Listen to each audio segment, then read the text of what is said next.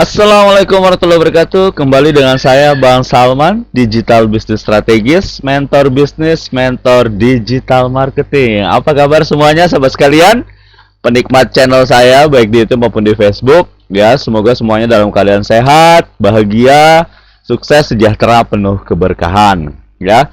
Sahabat sekalian, seperti biasa sebelum kita mulai video ini, mari kita bersama-sama berdoa ya. Semoga video ini dapat bermanfaat dan tentu saja bisa memberikan keberkahan sehingga apa-apa yang bisa saya sampaikan ini bisa digunakan lah ya untuk aktivitas keseharian kita ya, khususnya buat di bisnis kita.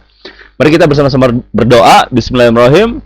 Rabbi sholli shodri wa yassir li amri wahlul 'uqdatam min lisani yafqahu qawli. Ya. Sahabat sekalian, dalam video kali ini saya akan membahas masih ada kaitannya sama satu kejadian yang sekarang lagi terjadi, ada kejadian yang lagi terjadi. Oke, ya, yaitu penangkapan Menteri Kelautan Perikanan ya oleh KPK ya, turut prihatin atas kejadian ini ya.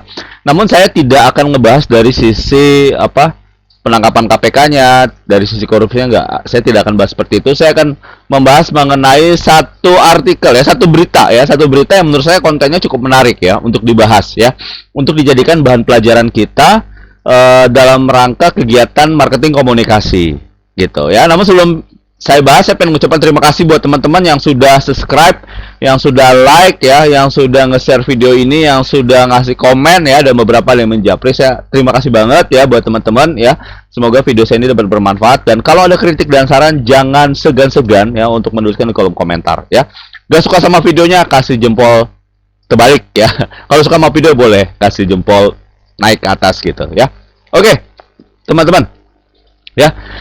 Jadi saya akan ngebahas satu berita ya. Ini berita ditayangkan di detik.com ya. Ini terkait dengan berita penangkapan dari Menteri Kelautan dan Perikanan oleh KPK ya. Namun angle yang ditampilkan di berita ini adalah angle dari kepemilikan kendaraan ya. Dari kepemilikan kendaraan dari Pak Menteri ya. Nah, seperti apa beritanya? Nah, ini saya akan coba sharing ya. Jadi judul beritanya itu seperti ini teman-teman ya. Judul beritanya adalah intip isi garasi Menteri KKP Edi Prabowo yang malam tadi ditangkap KPK. Nah, sekali lagi saya tidak akan ngebahas mengenai korupsinya ya, saya tidak akan bahas mengenai KPK-nya, tapi saya ingin ngebahas konten dari berita ini, dan saya ingin menunjukkan bahwa dari konten berita ini ada satu pelajaran yang bisa kita ambil ya sebagai marketer, sebagai internet marketer ya, yang mana ini bisa kita terapkan di bisnis kita ya. Seperti apa nanti kita lihat ya. Kita coba baca dulu beritanya ya. Ini di kitabdetik.com itu tanggal 25 November ya, hari Rabu kemarin ya. Kemudian berita lengkap nih, Jakarta, Menteri Kelautan dan Perikanan Indonesia Edi Prabowo ditangkap Komisi Pemberantasan Korupsi. Melihat isi garisinya, pria 47 tahun ini ternyata masih menyimpan salah satu motor legendaris Indonesia ya. Jadi ini judulnya teman-teman bisa lihat ya, intip isi garasi ya. Jadi seperti itu judulnya. Mengutip data laporan kekayaan penyelenggara LKPN yang dimuat oleh situs KPK, Edi Prabowo tercatat memiliki harta total sebesar 7,4 miliar dan seterusnya ya. Kalau dirinci ada harta di Muaro Enim dan seterusnya. Nah, ini kita lihat isi garasinya ya. Isi garasinya pertama yang disoroti dari isi garasi ini cukup menarik, yaitu satu unit motor Yamaha RX King ya. RX King ini kan motor legendaris ya, si bandit dikenal ya. Ini motor julukan motor jambret ya, kalau menurut berita ini ya. Yamaha RX King yang sering dijuluki motor jambret, ia miliki motor 2 tak itu lansiran tahun 2002 yang dengan taksiran harganya 4 juta gitu ya. Nah, meski demikian stigma motor jambret RX King kian pudar lantaran daya pikat yang tidak lekang. Kini raja jalanan jadi barang antik yang diburu oleh para kolektor. Oke. Nah, kemudian dibahas lagi lanjutannya ya. Roda 2 lain yang dimiliki oleh Edi ialah motor Honda Beat ya, tahun 2009 senilai 9 juta. Untuk diketahui, spesifikasi Beat lansiran 2009 masih menggunakan sistem pengabutan karburator. Berkiprah sejak tahun 2008 ya, perjalanan skutik entry level Honda Beat terbilang moncer. Presiden Direktur Ostra Honda Motor AHM Toshiyuki Inuma Ya itulah ya. Mengatakan sejak larian Beat generasi sudah 17 juta unit dan mengaspal di Indonesia. Keberhasilan Honda Beat ini justru menjadi lelucon internet. Ya, lelucon itu seakan membuli Honda Beat sebagai motor sobat miskin ya, alias miskin atau kalangan low budget ya. Tentu tidak bisa dipukul rata, memang setiap motor yang hadir di pasaran tidak lepas dari cibiran, terkecuali Honda Beat sebagai motor terlaris di dunia ya. Lelucon ini tak bisa dijadikan bahan serius. Warganet hanya membuat lelucon semata. Dilanjut ya, isi garasi yang lainnya adalah 2 unit mobil Pajero Sport ya, tahun 2011 senilai 270 juta dan 2017 senilai 500 juta. Sedangkan Edi juga memiliki sepeda tahun 2017 senilai 65 juta. Terakhir dia memiliki mesin genset Honda seharga 45 juta. Ya. KPK menangkap Menteri Kelautan Perikanan ditangkap. Nah, ini keterangan ya, keterangan kapan ditangkap di Bandar Soekarno-Hatta, sepulang dari Amerika, dan tidak dirinci dan seterusnya. Nah, teman-teman sekalian ya, yang pengen saya bahas itu adalah ya isi dari si beritanya ya, isi dari si beritanya. Kalau teman-teman mengamati ya, judul dari beritanya ini adalah intip isi garasi Menteri KKP ya, intip isi garasi Menteri KKP Edi Prabowo ya.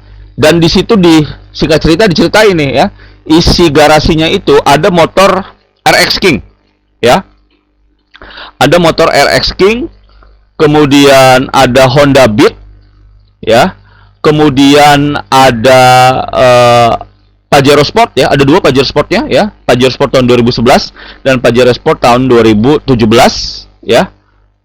Dan ada juga dibahas genset ya, genset nggak usah dibahas lah ya. Oh, mas sepeda ya, sepeda tahun 2017 ya. Jadi ada RX King, Honda Beat, Pajero Sport 2 sama sepeda ya, sepeda goes ya. Kemudian ada genset 45 juta. Nah, pengen saya bahas begini ya. Dari beberapa item tadi ya, ada RX King, kemudian ada Beat ya, kemudian ada apa namanya? RX King, Beat, Pajero ada 2, kemudian dan sepeda ya. Jadi RX King, Beat, Pajero, sepeda ya, genset gak usah dihitung lah ya kalau kita bicara kendaraan ya. Dari 4 itu ada 2 item yang dikupas oleh si penulis, yaitu pertama RX King ya, RX King ya. Jadi kalau di artikelnya itu, kalau di beritanya, sorry bukan artikel ya, di beritanya itu dikupas bahwa RX King ini adalah motor si jambret ya. Ini tentu stigma negatif ya, namun ditutup dengan stigma jambret RX King kian pudar lantaran daya pikatnya tidak lekang. Kini si raja jalanan itu jadi barang antik dan diburu para kolektor ya. Jadi motor RX King dibahas di pertama, ada citra atau brand dari RX King ini adalah motor si bandit ya, motor jambret ya. Tapi sekarang jadi kolektor ya. Jadi ini motor yang dibahas ya, yaitu Yamaha RX King ya. Terus yang kedua, motor yang dibahas itu adalah Honda Beat. Nah, Honda Beat ini yang menarik ya, beda dengan pembahasan RX King, di mana RX King itu ada sisi apa namanya, stigma negatif yang ditunjukkan dalam pembahasan RX King, di mana bahwa RX King itu adalah motor jambret ya. Ini kita bisa lihat di kalimatnya itu motor jambret ya. Kemudian diangkat juga bahwa dia adalah motor legenda ya. Ya, si raja jalanan. Ya, stigma motor jambret itu lekang ya, sehingga jadi barang antik dan diburu oleh para kolektor ya. Jadi ini ingin menunjukkan citra bahwa motor Yamaha RX King itu adalah motor untuk kolektor ya. Motor barang antik untuk kolektor ya. Tapi berbeda ketika membahas Honda Beat. Kenapa berbeda ya? Saya melihat ketika si penulis menyampaikan Honda Beat ya, ini seperti ada apa ya? Kalau bahasa marketingnya tuh ada overselling ya. Ya. Jadi ada iklan terselubung ya, ya. Ada iklan terselubung ya, gitu. Dimana pembahasan mengenai Honda Beat ini itu cukup luas ya, cukup luas. Dia membahas mengenai apa namanya, kiprahnya ya. Jadi kiprah, jadi sejarah diceritain tuh ya, sejarah diceritain ya. sejak tahun 2028 ya, sejak tahun 2008, sejak tahun 2008 ya, Honda Beat terbilang moncer. Ya, terus pernyataan dari presiden direktur AHM ya, generasi pertama itu 17 juta unit. Jadi ada sukses story-nya ya. Ini kalau kita bicara strategi storytelling ya. Strategi storytelling itu kan biar bisa menghadirkan rasa interest ya. Rasa interest itu menunjukkan namanya social proof ya. Social proof. Nah, ini social proof yang ditunjukkan itu adalah 17 juta unit. Ya. 17 juta unit. Dan di sini ya dibahas juga ya bahwa Honda Beat itu ada juga nih, ada stigma negatifnya ya. Sempat dibully sebagai motor sobat miskin ya. Karena kalangan low budget ya, motor murah meriah gitu ya.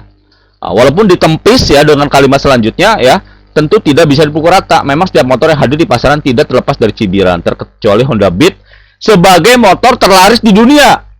Ya, jadi ini apa ya? Ini tuh dari tulisannya ya dipuji, kemudian ada stigma negatif ya, dibully ya, kemudian diangkat lagi gitu ya. Dan diangkat ini ada merupakan social proof menunjukkan motor terlaris di dunia ya. Dan diklarifikasi lagi ya bahwa bulian tadi ya, sobat motor sobat miskin tadi itu hanyalah lelucon ya. Lelucon ini tidak bisa dijadikan bahan serius ya. Jadi nggak usah serius gitu ya. Warganet hanya membuat lelucon semata ya. Nah, ini adalah satu diksi yang dibangun dalam kalimat ini ya, dalam berita ini ya. Terlepas ini by design atau tidak ya, tapi kalau kita pelajari, ini adalah salah satu teknik storytelling dalam menulis sebuah berita untuk kebutuhan komunikasi pemasaran ya. Yang mana cara menulis memperkenalkan Honda Beat ini ya, dia memenuhi unsur-unsur ya. Kalau AIDA itu kan kalau storytelling itu, kalau kita pakai tools yang paling simpel misalnya AIDA ya. Kalau awareness ya, gimana tulisan itu bisa awareness ya, bisa menghasilkan aware ya.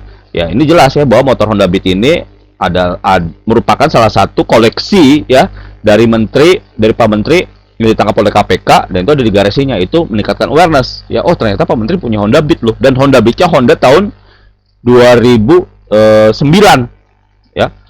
Honda Beat tahun 2009 gitu ya. Nah, terus untuk meningkatkan interest ya, di sini ada informasi-informasi yang terkait dengan social proof ya. Itu ada 17 juta unit ya, kemudian motor terlaris di dunia ya, motor terlaris di dunia ya. Nah, ini dari komponen ini ya, ini sudah memenuhi sebenarnya variabel-variabel untuk menulis sebuah storytelling dengan pendekatan cover selling gitu ya. Karena sini nggak ada call to action-nya ya. Idealnya memang harusnya dari habis awareness dapat interest, kemudian supaya desire itu dikasih informasi benefit ya, benefit dari produk ini bagi si target marketnya, terus yang terakhirnya baru untuk action dikasih call to action, misal cara pembelian di mana ya. Nah, cuman kalau lihat dari sini saya melihat seolah-olah ya, sekali lagi seolah-olah bahwa berita ini tuh dibuat bertujuan untuk mengambil kesempatan untuk mengangkat brand Honda Beat itu sendiri gitu ya. Nah, terlepas ini by design atau tidak ya, tapi ya saya pengen menunjukkan kepada teman-teman bahwa demikianlah cara ketika teman-teman ingin membuat sebuah storytelling ya dengan pendekatan cover selling ya. Cover selling itu kan kita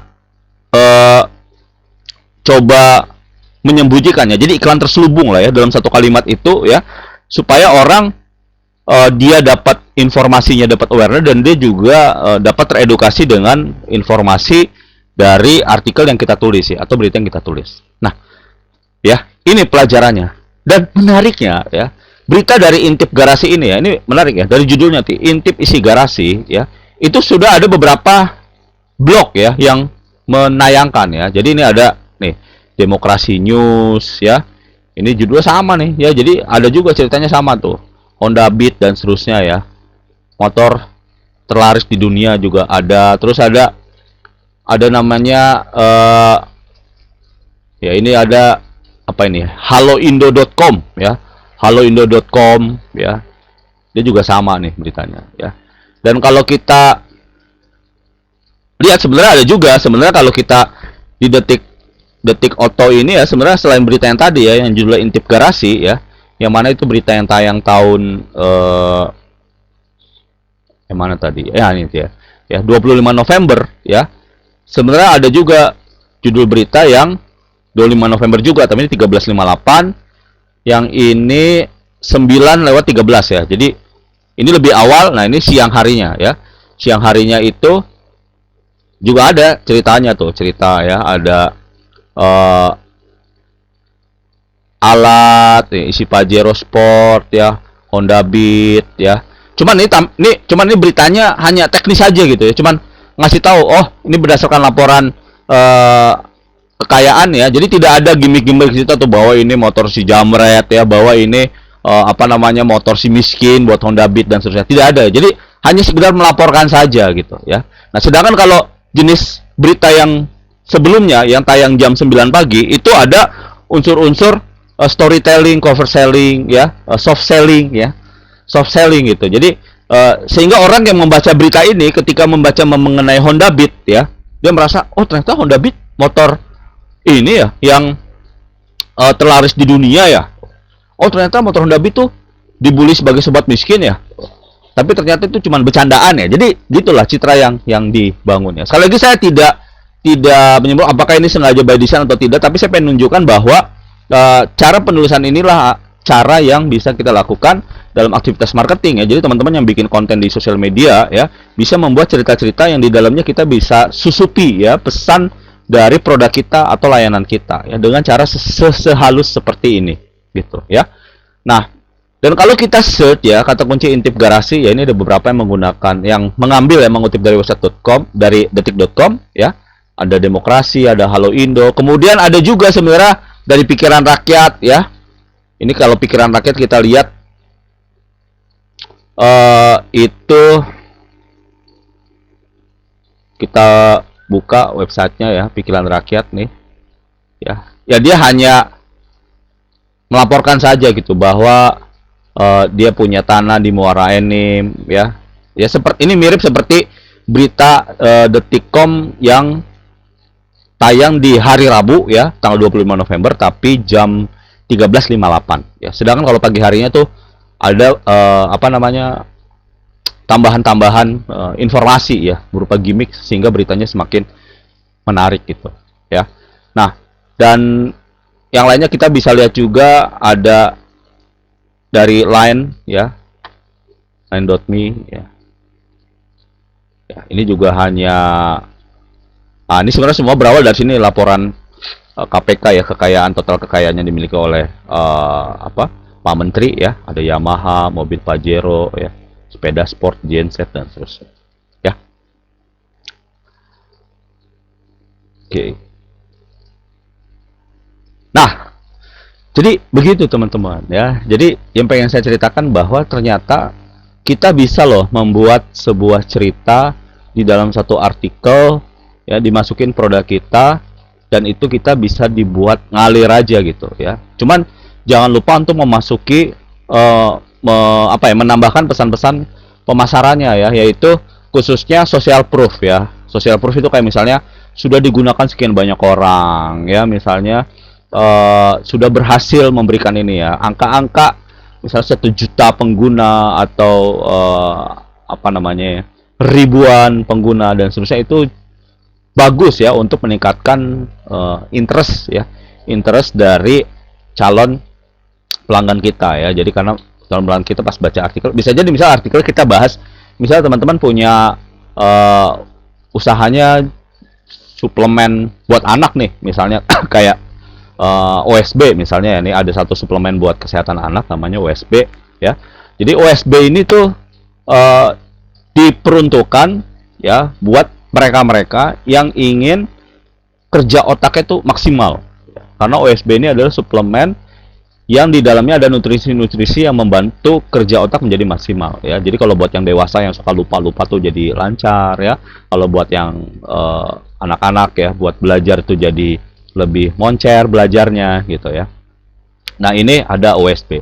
Nah, untuk jualan OSB teman-teman bisa bikin artikel aja ya. Misalnya artikel let's say artikelnya bicara mengenai saya misalnya perjalanan ke Brebes misalnya ya.